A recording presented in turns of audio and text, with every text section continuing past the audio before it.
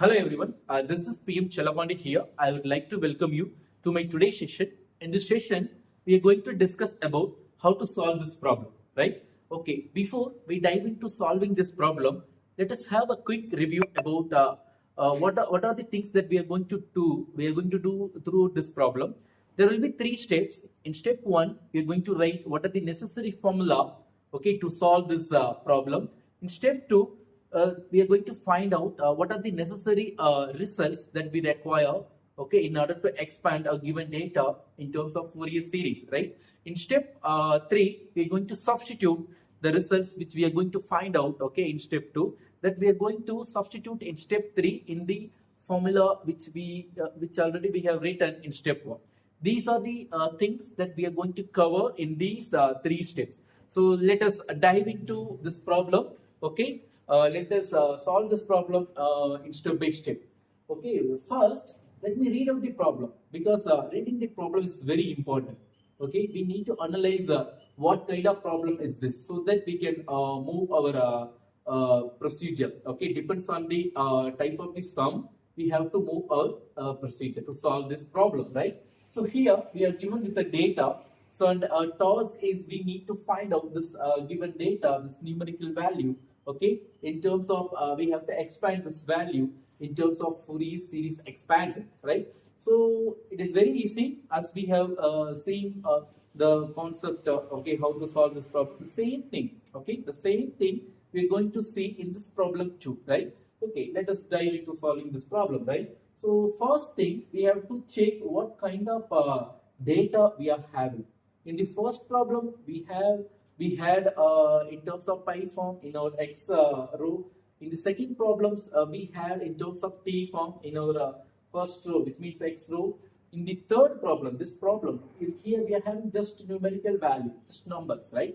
So this is called type 3, which is named as L form, right? So let us see how to solve this L form, okay?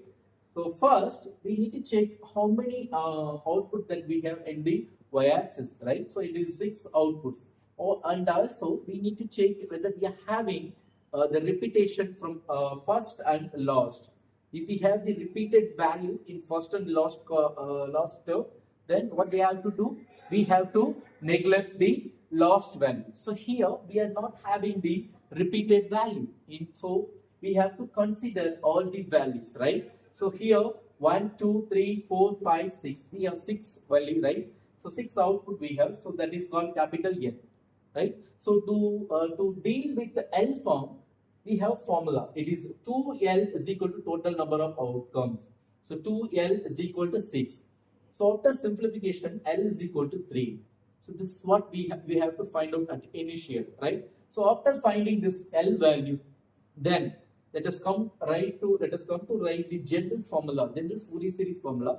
So as already we have discussed in the earlier problems, so this would be the general Fourier series problem, general Fourier series formula, right? So here we are going to substitute values. So here n pi x divided by L.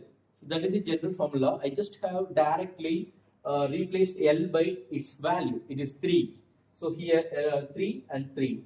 So after writing this general formula, your next step is you need to expand this general formula up to second harmonic as we are asked in the question. So it is very simple, which means you have to n is equal to 1 and n is equal to 2. These two values that is required to expand up to second harmonic, right? So when you substitute n is equal to 1 in this term, it becomes like a1 cos pi x is divided by 3.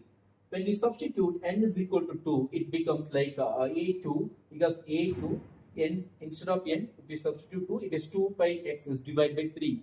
Similarly, you have to expand this this dn this sine series, right? So you will get this result. So this is our current Fourier series expansion. So where we require the value of Fourier coefficient. So before that, what are the name of the Fourier coefficient that we have here? It is A0, A1, A2, B1 and B2. These are the Fourier coefficients. So here in the next step, we're going to find out what is the value of these Fourier coefficients. In order to find this Fourier coefficients, we require some standard formula. Already we have framed the formula. We have framed. Already the mathematicians have framed. So that we are going to use here. So to find the value of A naught, your formula is, it is 2 times summation y is divided by n. Similarly, to find A1, this will be your formula. And to find A2, this one that you can use to find your value of A2. And you can use this formula to find B1, and you can use this formula to find B2. These are the things that already we have discussed. So the slight changes here is, so instead of cos pi x, cos nx, or in previous case we had just cos nx instead of n cos x we had. So here instead of that nx, we just have expanded our formula in terms of L form. So already we have discussed, if our problem is given in terms of L, so how to write the general Fourier series formula that we have discussed earlier. Okay, by using that concept, I just have expanded this formula. Okay, now you have got a clear idea about what are the required formula to solve this problem, right? So let us jump into the next step, okay, where we are going to find out what are the necessary results. So to get the value of Fourier coefficient, so we require summation y and this one, then this one, and this summation y sine 2 by x divided by 3.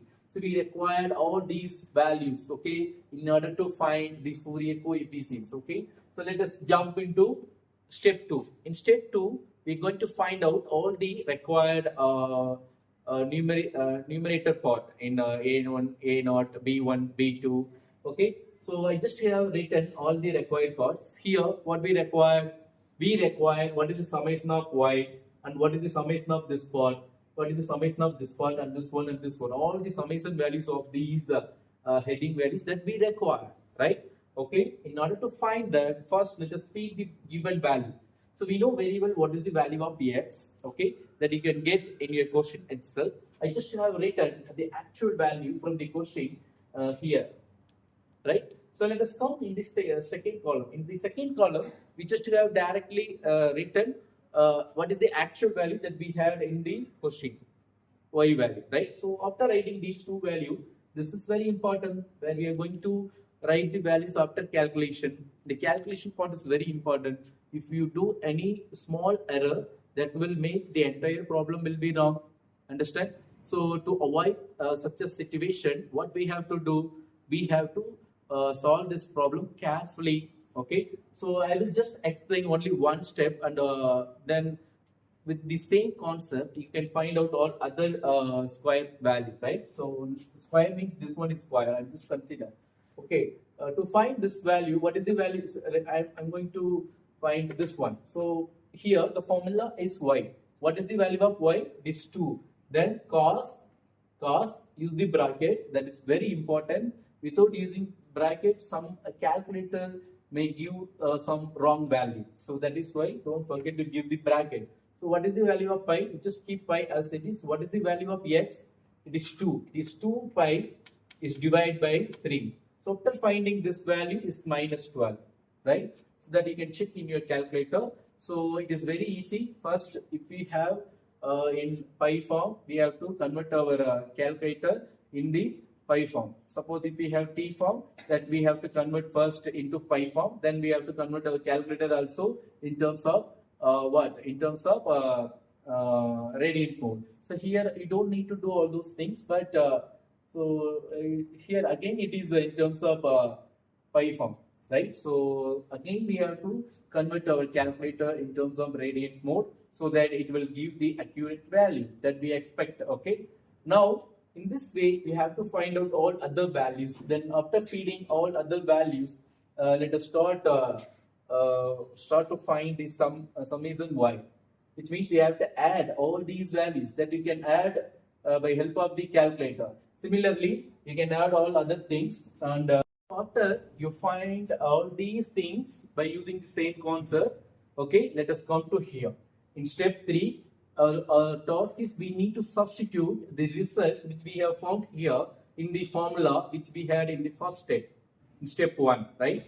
So to find A naught, we have to feed what is the value of summation y here. So summation y is what? It is 125. Okay, after substituting 125, job is you need to simplify this expression. After simplifying, you will get it is 41.66. So in this way, you have to find out all other things, right? So after finding all other things and after simplification, you have to substitute the results A naught is divided by 2. What is the value of A naught? It is 41.66 is divided by 2 is 20.83. Similarly, A1 and A2, B1 and B2. Okay, this is what we require. This is the required Fourier series expansion for this problem. So thank you so much for watching this video. So if you have any doubt, you can text me in the comment box.